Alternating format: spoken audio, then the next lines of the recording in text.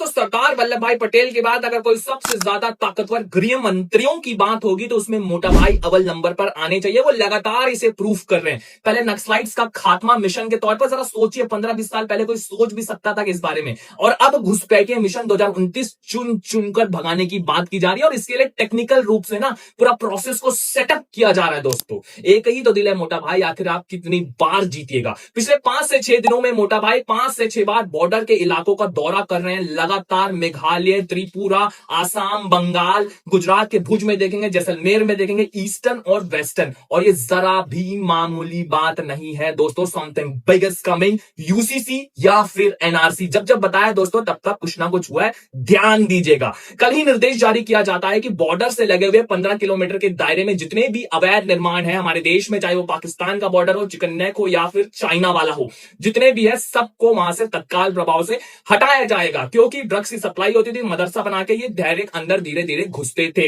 इसके बाद एक और बिग अपडेट आती है, एक स्टेप और ऊपर उठकर यह बताया जाता है कि पिछले 15 सालों में 50 लाख के ऊपर उस इलाकों में जितनी भी खरीदी बिक्री हुई है सबकी डिटेलिंग चाहिए। इसके लिए मोटा भाई पहले वहां के डीएम, एसडीएम और एसपी के साथ मीटिंग करते हैं और उन्हें कहते हैं कि जितना भी ट्रैवल सस्पिशियस कंट्रीज, यहां पर वर्ड यूज किया गया, ये जितने भी ट्रैवल कर रहे हैं वो आप डिटेलिंग निकाले, जितने भी इनके फाइनेंशियल ट्रांजैक्शन है, अगर इन्होंने प्रॉपर्टी वहां पर खरीदी है तो उसके लिए पैसा कहां से आया है। अब सबके कान खड़े हो जाते कि भाई यहां से क्या करे। वो कोई भी पार्टी का होने दीजिए, नेता होने दीजिए या फिर कोई भी रिलीजियस का कोई हेड होने दीजिए, मुझे डिटेलिंग में इसे चाहिए। और दोस्तों एक और बिग अपडेट है, उससे तो बहुत ज्यादा आपको खुशी होगी। कल ही के दिन एक और हाई पावर कमेटी का गठन किया जाता है गृह मंत्रालय की तरफ से। इसका काम यह है कि जगह जगह जाकर इसे पिछले 15 साल में जितने भी डेमोग्राफिक चेंज हुए हैं वो रिपोर्ट सबमिट करनी है। और इसमें ऐसे वैसे कोई लोग नहीं है भाई, सुप्रीम कोर्ट के रिटायर्ड जजेस हैं जो लीड कर रहे हैं, आईएएस आईपीएस जैसे लोग हैं, सीधा मोटा भाई को रिपोर्ट करेंगे। मान लीजिए कि अयोध्या के किसी मोहल्ले में 100 में से 80 हिंदू परिवार था और 20 मुसलमान परिवार था,